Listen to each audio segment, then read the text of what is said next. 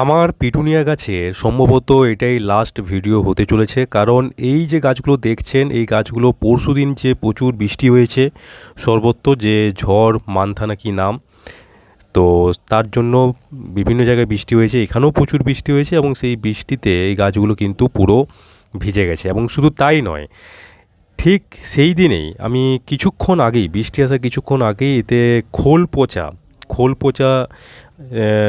তার সাথে কিছু ডিএপিও মিশানো ছিল, সেটা আমি প্রয়োগ করেছিলাম।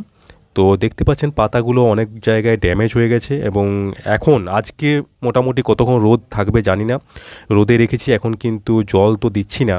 তো একটু যদি রোদ পেয়ে যদি কালকের দিকে ঠিকঠাক হয় তখন আমি সাব ফাঙ্গিসাইড প্রয়োগ করব বলে ভেবেছি। আর দেখা যাক এরপর কি হয়। না হলে কিন্তু গাছের কন্ডিশন খুব একটা ভালো নেই, অনেকগুলো পাতা পচে যেতে পারে ধীরে ধীরে, কারণ যেহেতু জল জমা হয়ে আছে প্রচণ্ড। তো দেখা যাক কী হয়, সেটাই আপডেট দেবো।